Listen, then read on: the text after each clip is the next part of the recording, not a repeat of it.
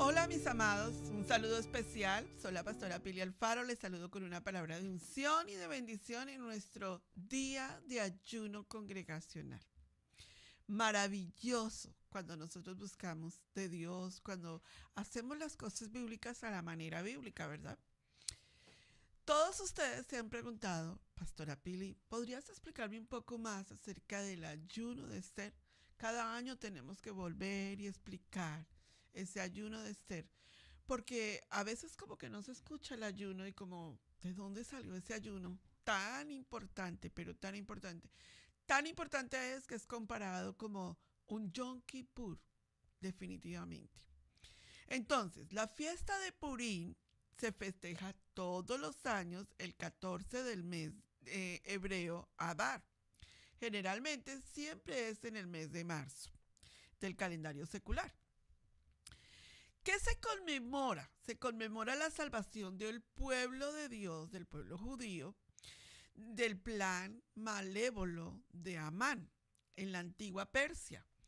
Recuerden que Amán había soltado un decreto en contra de los judíos, pero recuerden que Amán tiene una trascendencia muy, pero muy importante dentro de todo lo que tiene que ver con el pueblo de Dios.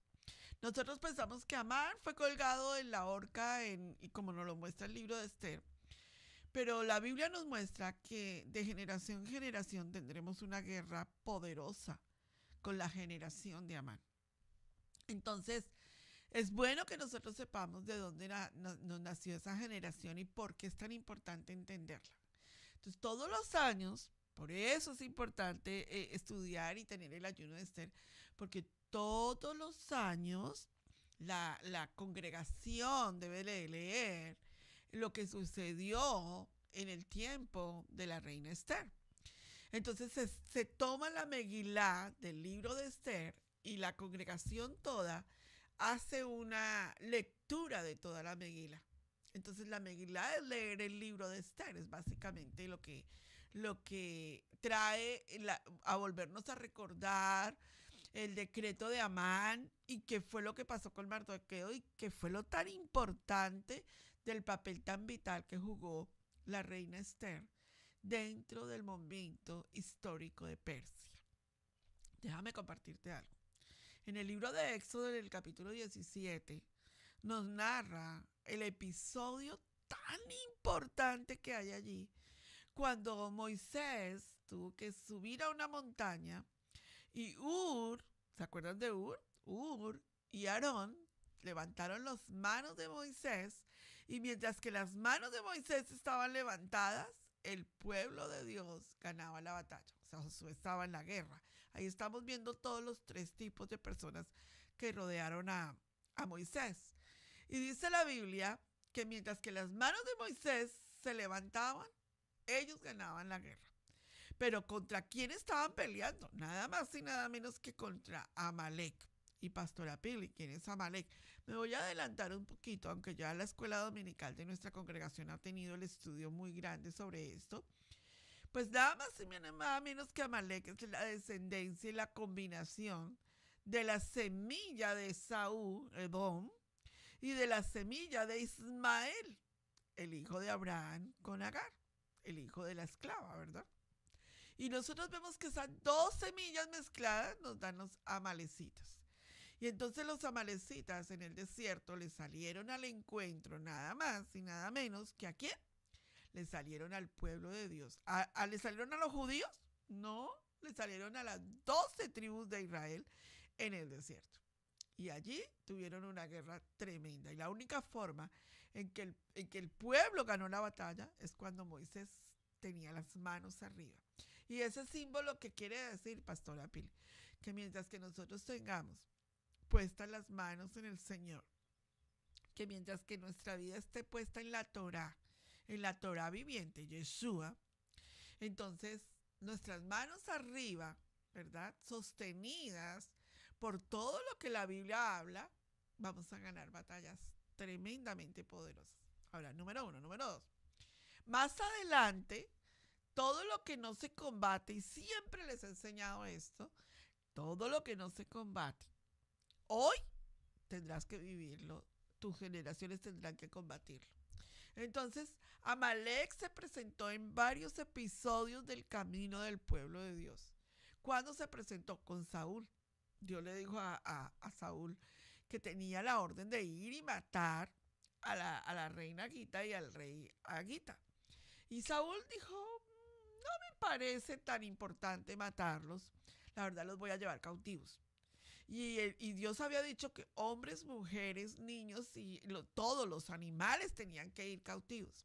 Pero a Saúl le pareció que los animales podían servir para el sacrificio. ¿Usted no se ha dado cuenta que cuando hay una contaminación espiritual de demonios y una infección de semillas diabólicas, y Dios dice que hay que acabarlo, hay que acabarlo? No hay que dejar nada vivo, porque una semilla que se deje viva puede empezar a germinar en otra generación y volver a combatirnos a nosotros. Eso quiere decir muchas cosas espiritualmente hablando. ¿Y qué pasó? Pues Saúl no le pareció y dejó vivo al rey Agita y a la reina y a los animales. Y cuando Samuel llegó, Samuel fue avisado por el Señor de los errores que había cometido Saúl. Él llega y le dice, ¿hiciste lo que Dios te dijo? Bueno, sí, a mi manera, como hoy en día. La gente dice, ¿y si obedeciste como yo te pedí que obedecieras? Oh, sí, a mi manera lo hago, Señor. Así como en el huerto del Edén, la varona lo hizo a su manera. Así hoy en día seguimos haciendo las cosas a nuestra manera. No como Dios lo dice, sino como a nosotros nos parece. Y eso es un problema seriosísimo con Dios. ¿Y qué pasó? Pues nada más y nada menos que Samuel escucha y dice, ¿y qué es ese ruido de animales, de demonios que están allá aullando? ¿Y qué es ese sonido de ganado que está aullando allí? ¿Qué es ese sonido de todos esos animales inmundos? Y le dice Saúl, no te preocupes por ellos, esos son para el sacrificio. Y nada más y nada menos que Saúl, antes de que llegara Samuel, tomó y hizo sacrificio cuando a él no le correspondía hacer sacrificio. ¿Usted no le parece a usted que cualquier parecido con la realidad hoy es pura coincidencia? Hacemos las cosas como a nosotros nos parece. Leemos la Biblia como a nosotros nos parece. Hacemos las cosas de la iglesia como a nosotros nos parece. Y tenemos por eso serios problemas con el Señor. ¿Cierto que sí? Claro. Entonces, resulta que Samuel se da cuenta, ya el Señor le había dicho, definitivamente Saúl no puede seguir siendo como rey, porque no obedece, no hace lo que yo le estoy pidiendo que haga. Y Samuel mata al rey Agita y resulta que la reina Agita escapa. Y ese episodio fue el que hizo en el que el Eterno le quitara el reinado a Saúl. Saúl cae en pecado de adivinación, porque acuérdense en que la rebelión es pecado de adivinación. Y va a consultar una pitonisa, una bruja, a ver qué era lo que estaba pasando en las cosas espirituales y cómo él las podía solucionar. Así somos nosotros. Consultamos a otras personas a ver qué nos dicen de lo que nosotros queremos. Tenemos que saber en lo que estamos fallando. Qué interesante. Es muy importante el ayuno de hoy por eso. Ahora, no solo sucedió eso. Más adelante, ¿quiénes son los que se encuentran con el problema? La descendencia de Mardoqueo. La Biblia dice que la generación de Raquel, acuérdense que la madre de Benjamín era Raquel, y la generación de Raquel era la que tenía que lidiar con el gran problema que nos había ocasionado la desobediencia y el problema de Amalek. Y Amalek vuelve y aparece en el libro de Esther, y por eso el ayuno de hoy, y Amalek quiere totalmente destruir al pueblo judío que había en Persia. Y viene toda la estrategia que vamos a ver hoy, toda la estrategia la vamos a recordar una y otra vez para entender cómo fue, qué fue lo que sucedió, por qué tenía que pasar, hacia dónde Dios quiere dirigir todo esto y cuál fue el día del decreto, cuándo se puede abolir un decreto, cómo se puede abolir un decreto. No como hoy en día que nosotros creemos que abolir un decreto es decir tres cosas y ya, sellado. No. Tiene que haber un techubá en nuestra vida, tiene que haber un arrepentimiento verdadero, tiene que haber un cambio de vida en nuestro corazón y en nuestra mente.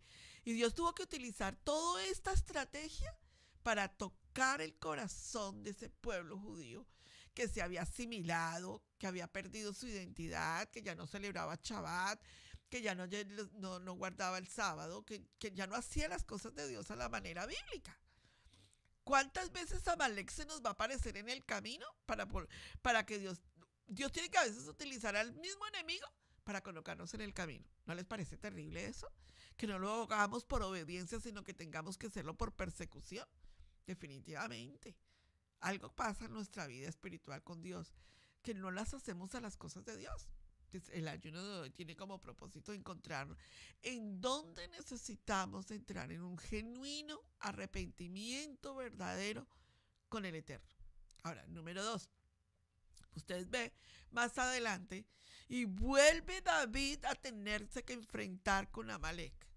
Cuando usted ve la pelea de Amalek, de David con Amalek, David tuvo que meterse al terreno y liberar a sus dos esposas que tipifican la casa de Judá y la casa de Efraín. Eso lo van a ustedes ver en el ayuno. Y luego otra vez Amalek se vuelve a aparecer en el camino. ¿Cuándo, Pastor Apil? Cuando en los tiempos de Yeshua. Porque el rey Herodes tipifica a Amalek. Es una edomita, ¿verdad? Si usted quiere ver más profundamente esta parte, vaya al canal de YouTube y en la parte de videos de Escuela Dominical, ahí está la enseñanza de con quién se tuvo que enfrentar Yeshua y cómo Yeshua tuvo que lidiar también con Amalek y cómo fue que Yeshua lo pudo destruir también, porque definitivamente Yeshua combatió contra Amalek. Luego, después de la muerte de nuestro amado Yeshua, Amalek, después de la destrucción del templo, Amalek sigue caminando de generación en generación astutamente. ¿Cuándo vuelve a aparecer Amalek en el camino? En muchas ocasiones en la historia del pueblo de Israel. Pero una de las grandes ocasiones en las que apareció fue con la época de la Inquisición, cuando España decidió expulsar a todos los judíos que hubiesen allí. Y entonces hubo muchísima muerte sobre los judíos. Se fue una época difícil. Fue cuando salieron los barcos de los judíos para toda la parte de América y Suramérica, que es la parte de la dispersión de todo lo que tuvo que ver con la dispersión de las tribus, también que estaban también en España. Y nosotros vemos allí que en esa época de Inquisición muchos, pero muchos murieron por el decreto de Amalek, la Inquisición. Y luego, pues, acuérdense que la Inquisición vino de la Iglesia Católica, ¿verdad? Eso no se lo vayan a olvidar. También lo vamos a ver en el ayuno.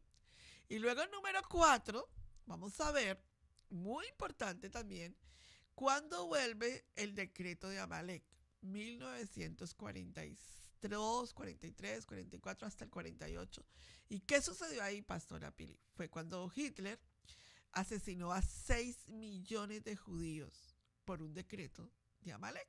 Y él decidió exterminar a los judíos porque dijo él odiaba todo lo que tuviera que ver con los judíos porque quería ser una raza diferente en la tierra.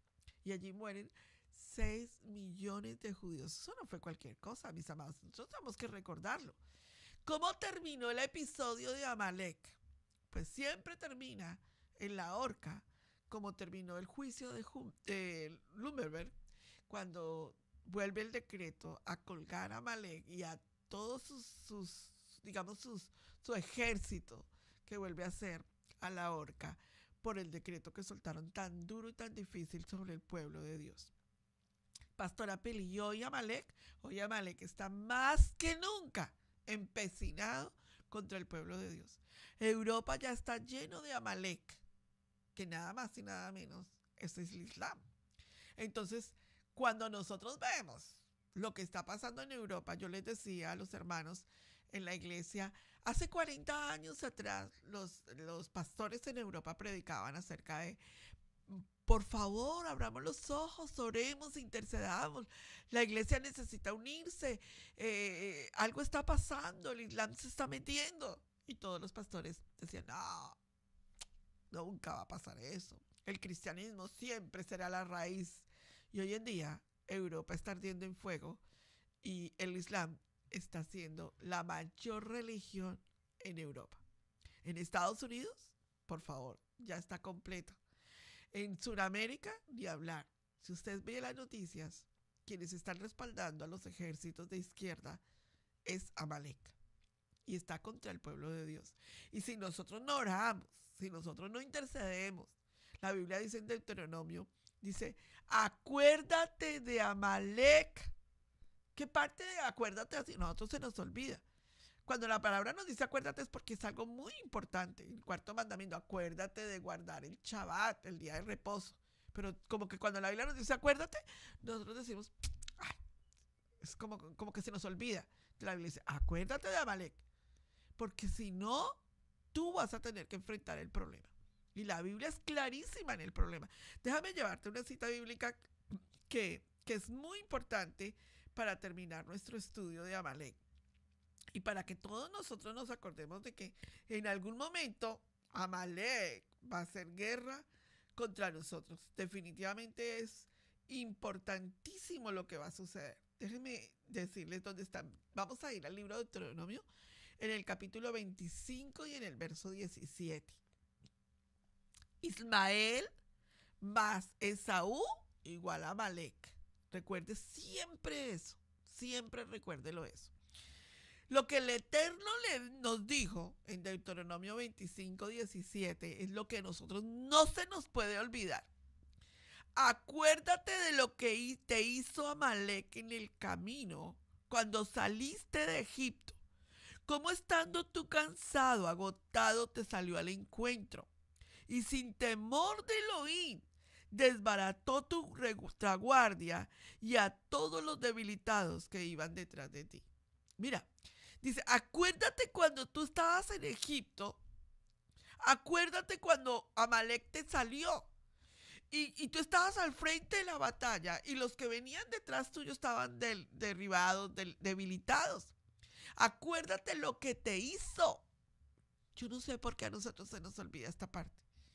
¿Cuántas veces nosotros estamos al frente de la batalla y el enemigo Amalek nos ha atacado por delante, por detrás, nos ha sacudido, nos ha golpeado espiritualmente? Pero no solo a nosotros, sino a tus hijos, a tu esposo, a tu familia. Y están debilitados. Imagínate peleando frente a una batalla Amalek con los brazos abajo. Cuando la Biblia dice que la batalla la tenemos que pelear con los brazos arriba. ¿Cómo los brazos arriba? Con la Torá, con la palabra, con la enseñanza. Aarón y Ur estaban sosteniendo los brazos de Moisés. ¿Saben por qué? Porque si nos olvidamos de la Torá y de lo que es el sacerdocio de Yeshua, Aarón representa a Yeshua, y nos olvidamos de Ur, representa toda la parte financiera, toda la parte económica que era importante para Israel. Y a Josué, que estaba al frente de la batalla, conquistando, peleando, y a Moisés, que representa la Torá. Si nos olvidamos de esas cosas y bajamos la guardia y no oramos, no hacemos las cosas de Dios correctamente, no buscamos a Dios como tiene que ser y no hacemos techúa en nuestra vida, nos debilitamos.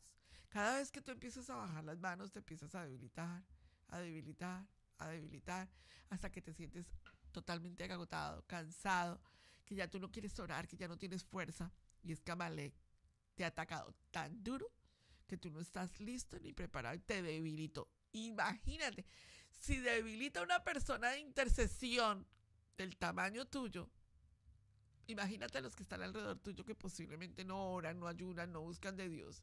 Pues es más duro.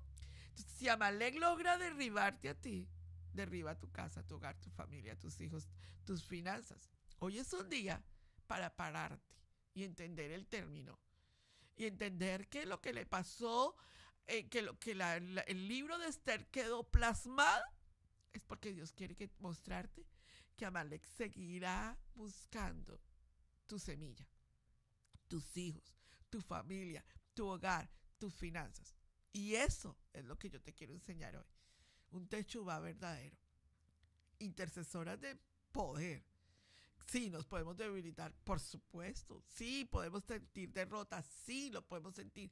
Jamás vamos a negar eso. Pero necesitamos entenderlo y volver a levantarnos y volver a levantar la estaca espiritual y volver a levantar nuestras manos y volver a colocar los principios espirituales de la palabra. Por eso es este ayuno tan importante. Así que, adelante, mis amadas, las dejo hoy con una poderosa enseñanza. Sigan las indicaciones. Si les pido que oren, oren. Si les pido que escriban la cita bíblica, escríbanla. Si les pido que tomen agua, tomen agua. Si les pido que intercedan, intercedan. O sea, quiero que sigan el ayuno completamente hasta el final. No paren el ayuno por nada del mundo. Y cuando terminen, yo sé que la victoria ha sido total del amado eterno. No olviden nunca orar por mí, orar por mi familia, orar por mis hijos, porque esto es una batalla muy dura, pero duramente bendecida, porque las manos tienen que estar arriba, ahí donde tienen que estar. Aquí está nuestro sacerdote que nos tiene la mano, nuestro amado Yeshua. Aquí está Ur, que sostiene también nuestras manos, pero aquí está la investidura de la Torah que representa a Moisés. Y eso quiere decir que Josué, que representa a nuestro Jehová, el guerrero, Jehová, el que guerrea por nosotros, ahí estará peleando la batalla también por nosotros. Gracias por estar con nosotros. Les pido que por favor se preparen poderosamente en este ayuno y que sigan adelante como intercesores del reino de Dios. Shalom, shalom. ¿De dónde viene el propósito de la vida de una persona? ¿Es por casualidad una fusión de todos? ¿O una llamada del destino los atrae a cada uno? Muchos se han preguntado sobre mi pequeña Adasa y por qué una simple huérfana judía fue elegida para luchar contra la aniquilación de su pueblo. Pero el misterio de la niña mejor conocida como Esther comienza no donde uno podría pensar, sino 500 años antes, con un solo acto de desobediencia.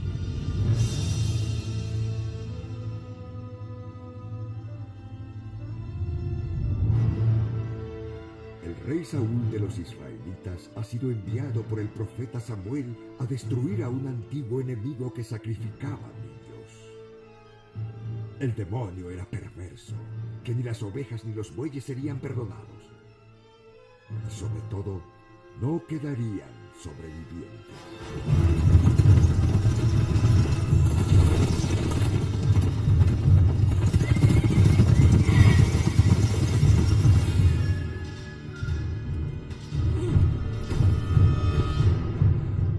Señor, te entrego a Eiga, rey de los amalequitas. También tomamos para ti su ganado y a su reina.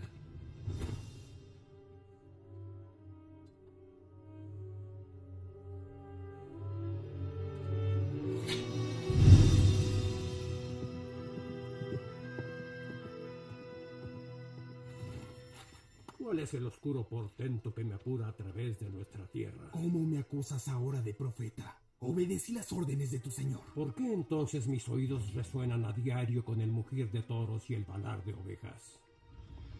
Su Majestad, la reina Malequita ha escapado. Está el rey. ¿Qué es una mujer? Eres un iluso. Está encinta. Aunque el profeta Samuel le dio un rápido fin al rey Eiga, a la reina de Eiga, que escapó con la semilla de la venganza creciendo dentro de ella, los judíos nunca la encontraron.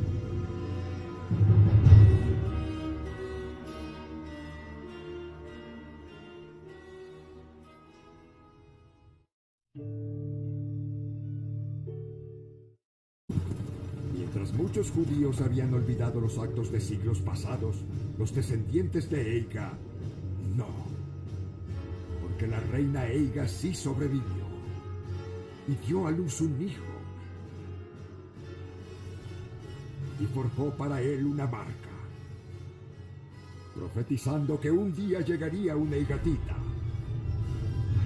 un descendiente de Eiga, que finalmente ejercería la venganza sobre los judíos. ¿Una historia? ¿Quieren que les cuente una historia?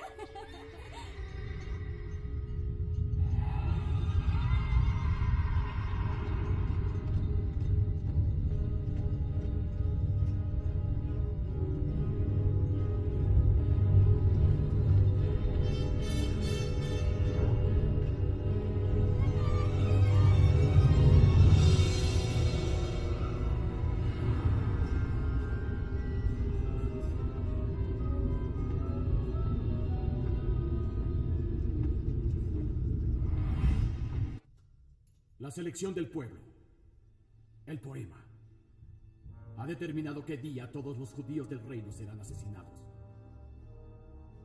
Será el 13º día del mes de Adar, de acuerdo con el calendario judío. ¡Príncipe! La aniquilación de un pueblo solo puede autorizarla, como es sabido, alguien que lleve el signo del rey.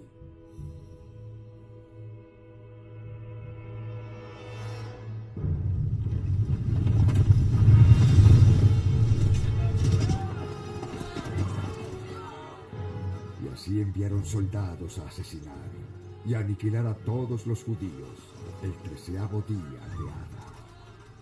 Y en 6 semanas acabaron con jóvenes, viejos, hombres y mujeres, incluso niños. Y se apoderaron de todas sus pertenencias en nombre de la corona.